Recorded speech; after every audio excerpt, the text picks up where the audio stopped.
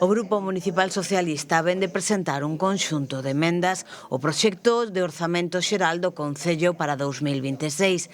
Alegan que este orzamento debería rondar en ingresos os 180 millóns de euros. Actualmente contamos cun orzamento de 128 millóns e como se podería correxir esta EVA? Primeiro, aprobando un orzamento anual. Eso sería fundamental. Segundo, tendo as concesións licitadas e non acumulando débeda pendente coas concesionarias, porque estamos falando de millóns de euros.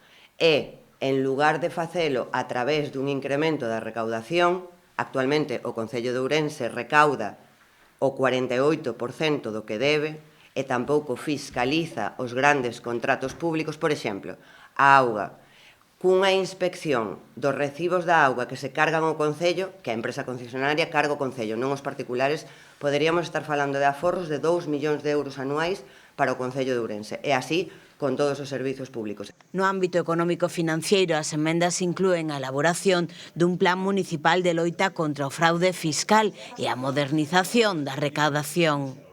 Que fai o Concello para subir os ingresos con respecto ao ano pasado? Porque se do ano pasado a este hai un incremento de orzamento do 10%, debería ter sido así dende o ano 2014.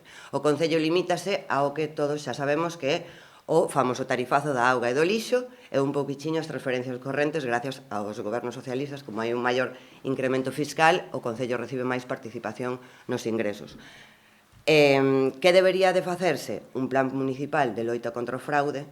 Contra o fraude non nos referimos a pequenos particulares que non pagan os seus recibos ao Concello de Ourense, senón que nos referimos ás grandes concesionarias que non están a realizar correctamente os seus servizos. E logo, modernizar e mellorar a nosa recaudación municipal.